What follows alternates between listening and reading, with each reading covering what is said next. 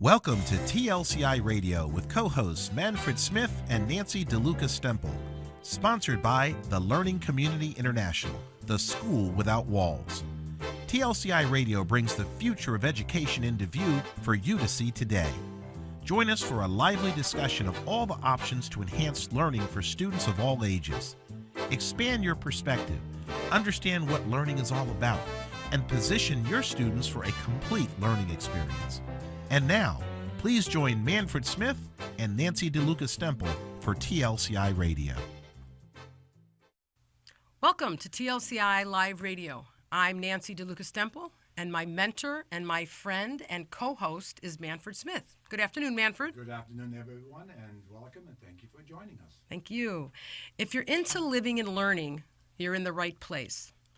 Manfred and I are happy to have you at the inaugural TLCI Live Radio Show. You can check out our calendar at www.tlciradio.com and see all of our upcoming guests. So, TLCI School, the Learning Community International School, is literally a school without walls. We have students and learning centers in the United States, Korea, in Indonesia, Trinidad, and Australia. And this year, actually, we were contacted by families in Shanghai, China, who are very interested in educational alternatives, so we're really excited. So Manfred is the founder and principal director of TLCI. He also taught in Montgomery County, Maryland Public Schools, but he was also very instrumental in drafting the laws for homeschooling in the state, and he started the first Maryland Home Education Association. So Manfred, can you tell our listeners a little bit about the TLCI school and what inspired you to create TLCI? Let me just go back and just talk about how we got to this point. My mother married an American soldier, so that's how I came to America way back several centuries ago at this point.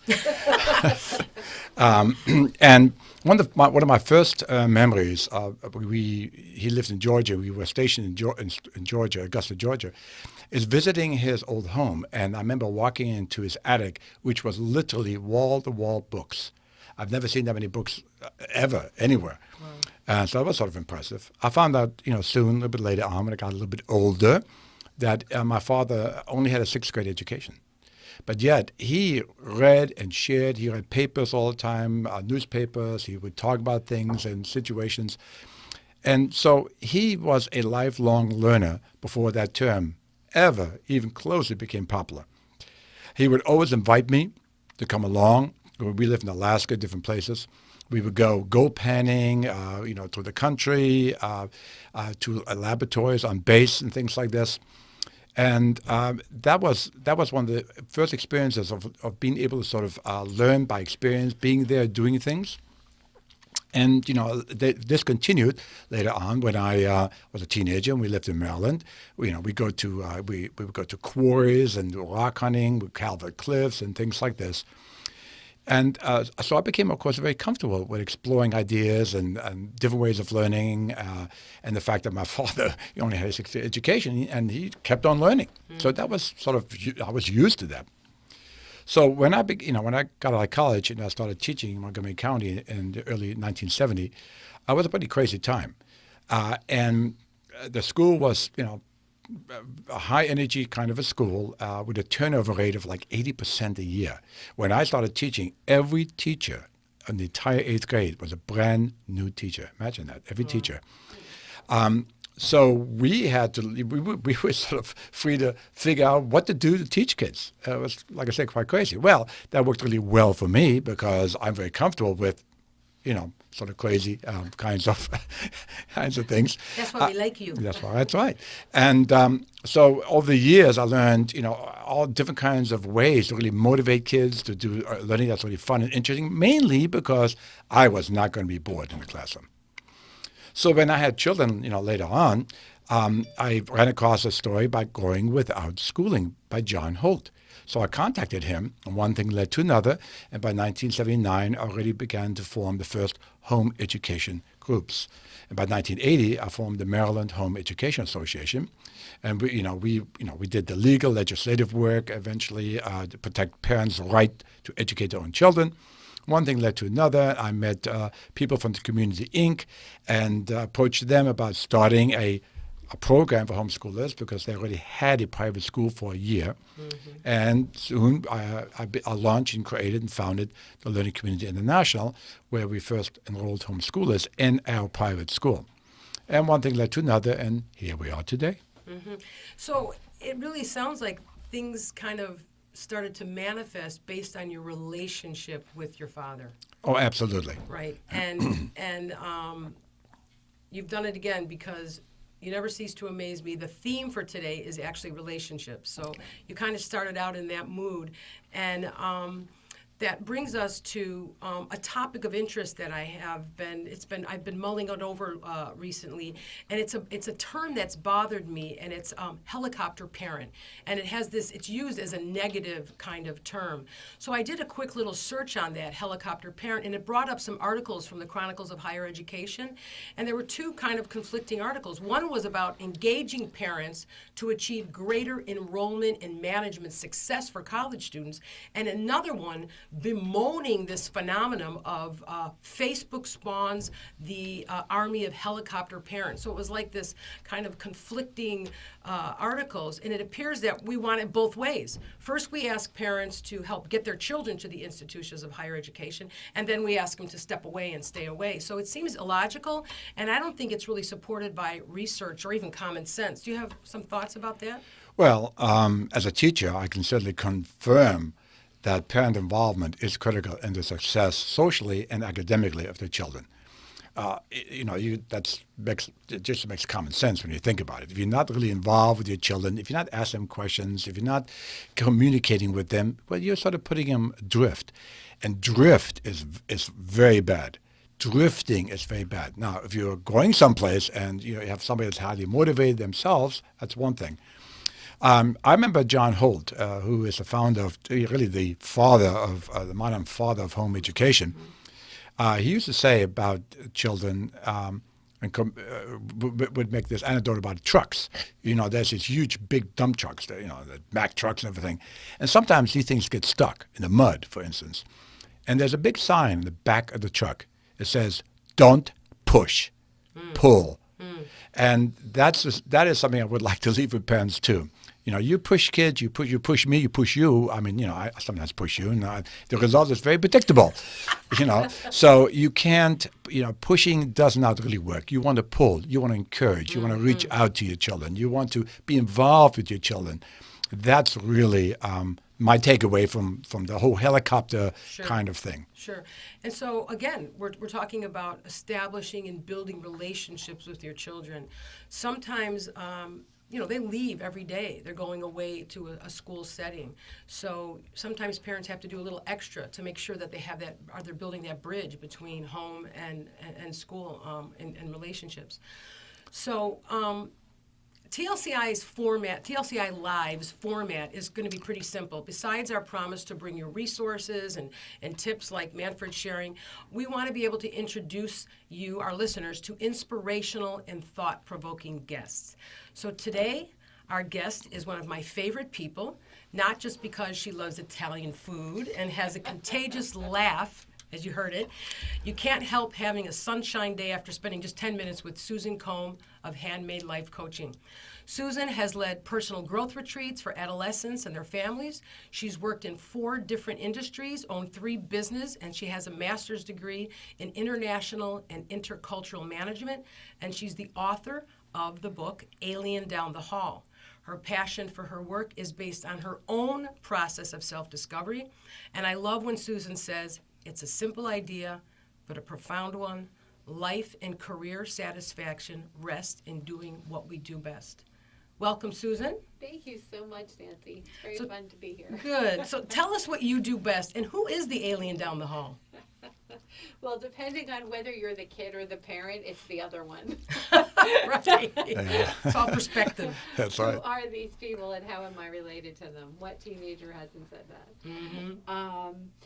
Essentially what I do is work with students and their families ideally, because it really does work best when you've got the whole picture in there, to help the kids identify what are your natural gifts and talents? What's your natural personality style? So that they can design their education, their career, their life around getting to spend most of their time doing what comes naturally to them versus the thing they're quote unquote supposed to do.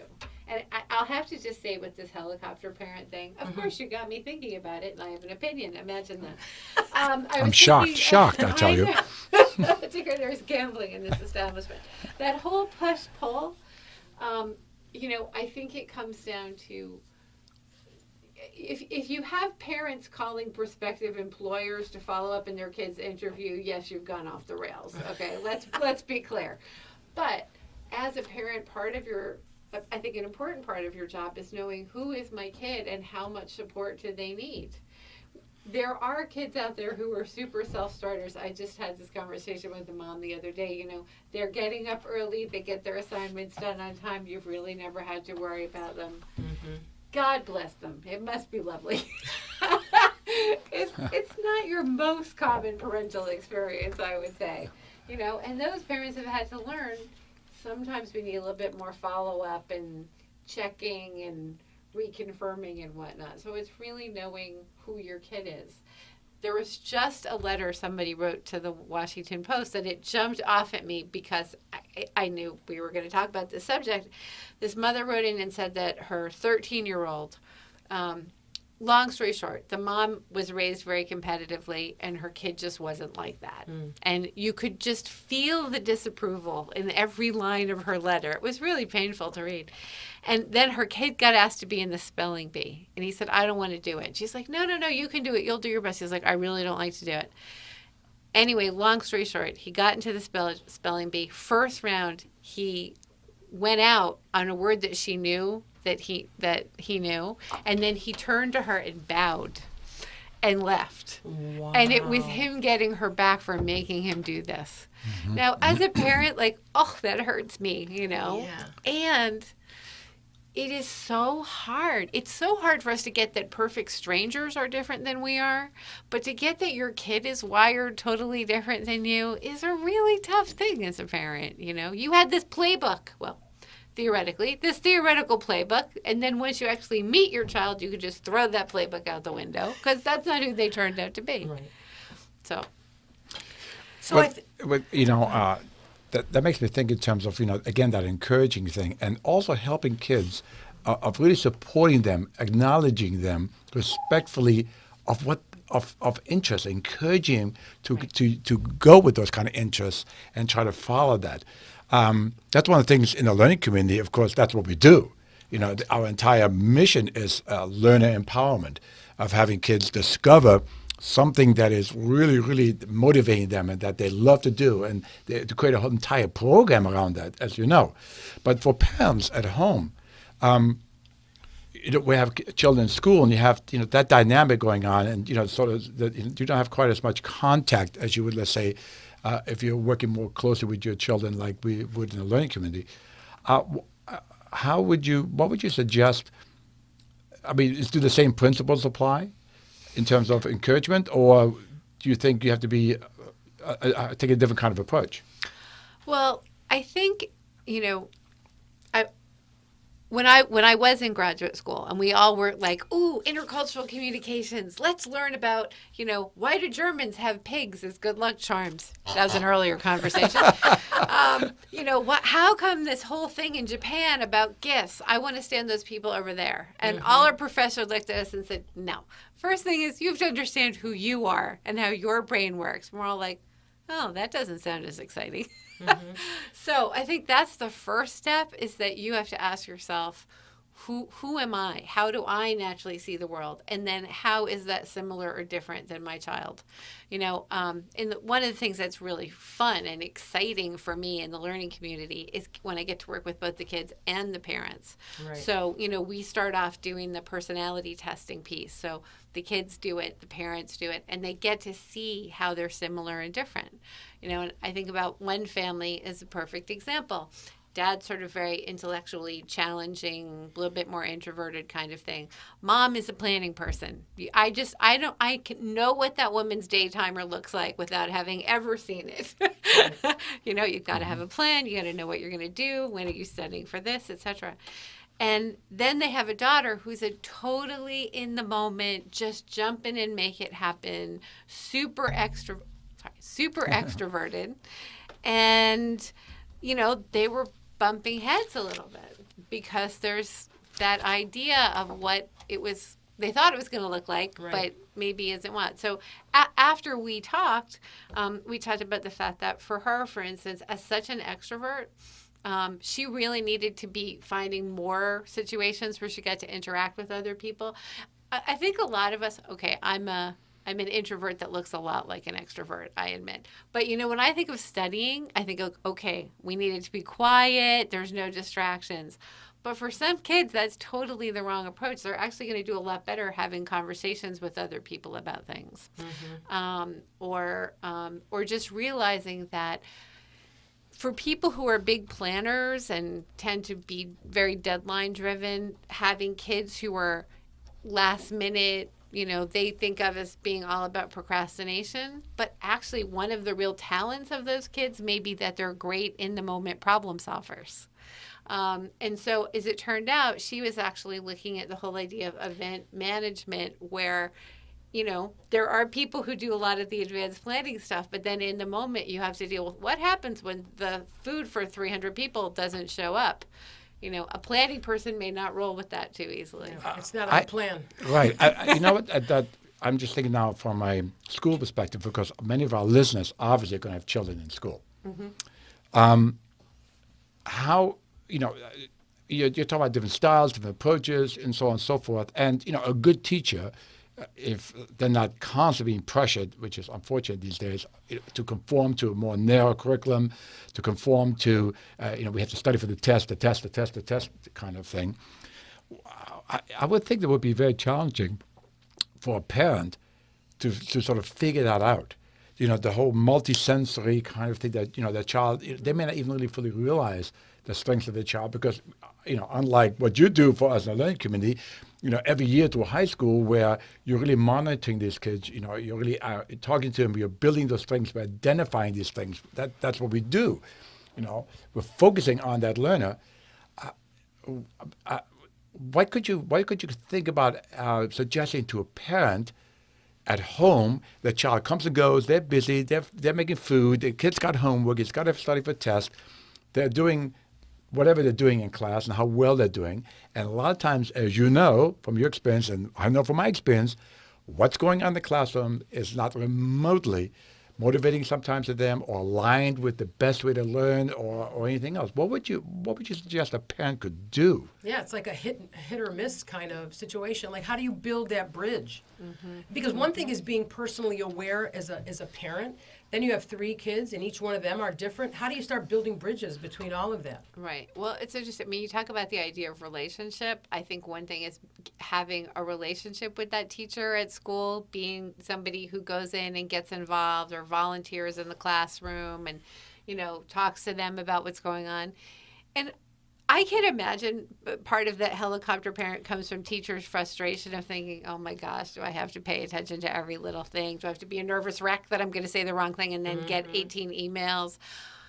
But yeah, I think that happens when it is like a flyby as opposed to a let's go in for our conference and let's talk about things, or if I have concerns.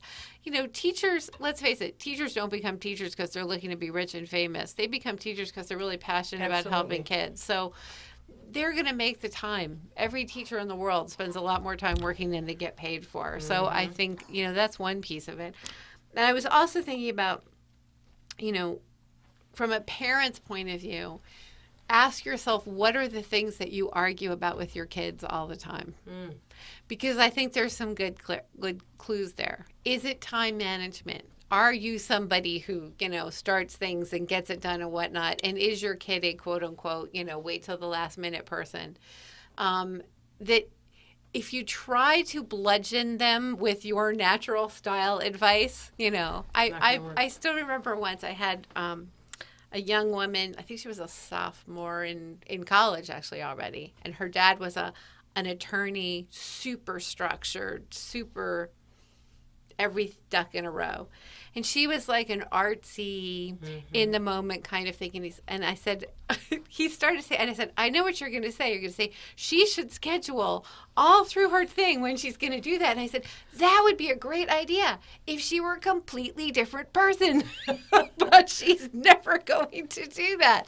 I was like, let's try a strategy that might work for her. Okay, right. She's very relationship oriented. Again, find a friend who you've agreed you're going to work on this together, and then have to have something ready for Tuesday at 10 o'clock. And now suddenly you've got a motivation that's actually going to work for her, as opposed to a should that she does not feel and will ignore. You know, it's like people who set their clocks, you know, for later so they're not late. I never really quite got that. So it's not, that's not realistic what they're doing. So is there a way that parents that are listening today that might reach out to you to take advantage of your service, or maybe check out your book? Well, if my website is handmadelifecoaching.com. If you send me an email, susan@handmadelifecoaching.com, I will send you a copy of The Alien Down the Hall, which has some very specific suggestions about 4 different temperament types and how you deal with things like motivation, time management, learning styles. You know, something like if you have one of those kids who's really that intense problem-solving, questioning type, giving them too detailed instructions will make them not do it. But if I say, there's something wrong with the refrigerator, can you see if you can figure that out? Oh, now they've got a problem to solve. Now I got something. But if I say, I need you to do X, Y, and Z, there's no joy there anymore. Got it. So, well, thank you so much for offering that book to our listeners. Manfred, do you have anything in summary? Well, I tell you, just listening and trying to look at it from the perspective of me being back in the classroom, for instance, okay? I'm trying to think, what could I do as a parent? I'm busy, they're busy, they got stuff going on. One of them is, I think, parents need to be their child's advocate. We're not talking about having an adversarial relationship with the school and the teachers, even though sometimes, you know, one parent needs to go in there and shake the trees. You do need to do that. But most teachers, I think, you know, would welcome constructive dialogue, discussion, and so on. And I would probably go in and have conversations with that teacher about support and encourage the teacher, perhaps, of alternate ways in which my child, or other children could satisfy a particular assignment. Does it have to be only this way? Could it be done this way? Could it be done like a blog? Could it be done like a radio show and a video which the student brings in? Because now you can sort of start leaning and focusing on the child's strengths. Right. That a parent might know that the teacher is probably not going to know and may never see, because it's the different ways in which you can learn and express yourself and satisfy your objectives in the classroom may be very constrained. And you might even do those same things as supplementary types of activities at home with your own children. Absolutely. Well, of course, yes. Motivate them and excite them about that learning. Right. Yeah, one way I would think probably would be to ask your child, you know, if they're working on some kind of project, you say, hey, you know, it's a different way you could satisfy that objective. Is there something you think you could do it a different way? You're having trouble with this. What's another way you could do that? So we're getting back to the relationship issue, aren't we? You know, to be able to communicate with children, communicate with your child. You know, ask questions. And you're asking questions. You're not right. pushing. You're not pushing. Exactly. You're encouraging it's the pulling. them. Exactly. It's the pulling. I love that. That's right. It's just having a dialogue, having a conversation. So are there any ways in your life with your kids that you have worked on different kinds of relationships? Anything in your... you have 3 kids? Well, actually, come to think of it, and especially when you talk about being able to have good relationships and communicate with your kids, I used to do interactive journals. At that time, you know, we actually had books, blank books. You know, you buy books in your lines, you can write in them. Before computers, right? BC, back in BC time. Before computers, right? For each child would have one of those. Young doesn't make a difference if they can write, print, whatever. And I would say, let's have a conversation, journal back and forth. And so they would say something, ask some questions, or tell about something that happened that day, or they feel about something. And they would give me the journal in the evening, and then if I have time in the evening to answer, I would. But I would take it with me to work. And when I had some time in during my break and during the day, I would open my journals up and I would write things in there. And sometimes, we would even create stories. I would start a story, and sort of stop, and then they would have to continue the story. They would stop, and I would continue the story. So it became a multi-dimensional way to communicate, and even though I wasn't there, and because of the distance. Sometimes, if we were angry about something or whatever, because of distance, you can't, you're not having a shouting match going on here. You can look at it, you can read the child saying, you can contemplate about a good way to answer that. You can ask more questions. I was very upset about what happened here. I really think you might want to think of maybe of a different way of doing that, or I might apologize for being, too short or too whatever. So those journals were really an effective way to really build a close relationship between me and my children. What a treasure. They are treasures. Yeah, we literally have those. Oh, that's fantastic. I was going to say, too, get out of the house. I mean, just like we used to take corporate people out in the woods to do team building, it's less threatening if you're not in the same room where you're always arguing about things. Yeah, and I think that is actually a whole nother show about what other ways, creating different bonding things outside of, I think it's such a novelty now because computer and technology, you're a room full of people and everybody's on the computer. But they're not necessarily really communicating. In fact, the distance, that's a whole different issue, right? Yeah. The distance is far greater than what it was when I literally physically left with my journal and wrote something to my child and brought it home for them to look at. Yeah, that's such a great thing. I love that. So, Manfred, in closing, it looks like our time is coming to a close. Would you like to? Absolutely, I would. Nancy and I want to thank our listeners for joining us today, and especially our guest, Susan from Handmade Life Coaching, for sharing her valuable insights. And I hope you will consider coming back 2, 3, 20, 30 more times. You can talk me into it. Right. Please remember to visit us at www.tlcischool.org. We welcome your questions and comments and suggestions of topics you want to hear us discuss on TLCI Live. So we will see you next week.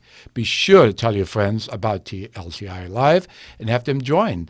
And in the future, we will have special promotional things for you also from some of our sponsors who will be more than happy to share their valuable treats and insights with you too. Have a wonderful day and best premises. Thank you, Manfred. Thanks.